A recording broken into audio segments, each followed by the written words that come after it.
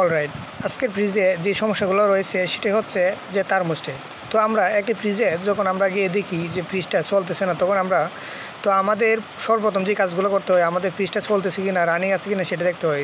যখন আমরা দেখি কম্প্রেসার চলতেছে না, তখন আমরা কম্প্রেসার চলার জন্য আমরা প্রথম ধাপগুলা রিল ওভারলোডগুলো আমরা চেক দিই, রিল ওভারলোড ঠিক আছে কিনা। রিল ওভারলোড দেখা গেছে ঠিক আছে, কম্প্রেসারও ঠিক আছে, তখন তারপর কেন চলতেছে না, ফ্রিজটা চলতেছে 5 মিনিট চলে আবার অফ হয়ে যাচ্ছে। তখন আমরা বুঝে নেব যে হয়তো ফ্রিজের এই যে একটা থার্মোস্ট্যাট রয়েছে নর্মাল অংশে থাকে, ওই থার্মোস্ট্যাটের সমস্যা। তো তো এটা চেক করার জন্য এটা 2-3টা সিস্টেমে চেক করা যায়। তো এটা প্রথমত যে ফ্রিজের যে থার্মোস্ট্যাটে কিন্তু আপনার লাইন যদি ডিসকানেক্ট থাকে তাহলে কিন্তু ফ্রিজটা চলবে না। তো এটা খুলে কিন্তু দেখতে হয় যে এটা ঠিক রয়েছে কি না। তার প্রথম আমাদের চেক করতে হয় ফার্স্ট অফ অল আমাদের রিলের ওভারলোড, এগুলো চেক দেওয়ার পর যদি দেখেন চলতেছে না, তখন আপনার থার্মোস্ট্যাটও কিন্তু একটা সেন্সর।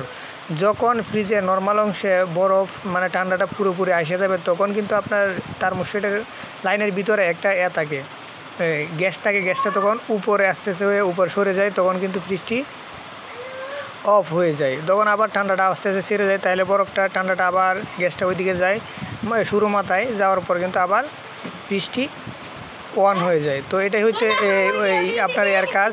এটাই হচ্ছে ফার্স্ট অফ অল আপনার যে ওই কাজগুলা, সেটার মধ্যে হচ্ছে ফার্স্ট অফ অল কাজই হচ্ছে যে থার্মোস্ট্যাটের। তো থার্মোস্ট্যাট আমি খুললাম এই ফ্রিজটাতে, খোলার পর দেখলাম যে এই একই অবস্থা, ফ্রিজের থার্মোস্ট্যাটের সমস্যা। তো যখন দেখলাম যে সমস্যা, তখন আমি ওয়্যারগুলো খুললাম। এটাতে 3টি ওয়্যার ছিল। একটা হচ্ছে প্রথমত আপনার এক পাশে থাকবে 2টা লাইন। তো এটা হচ্ছে আপনার নিউট্রাল একটি মানে প্যারালাল এটা হচ্ছে আপনার সিরিজ বোর্ডের মতো সিস্টেম। ধরেন একটা সুইচ যখন আমরা কানেকশন দিই, সুইচের ধরেন একটা সাপোজ একটা ফ্যান চালাই, এটাও কিন্তু সেম।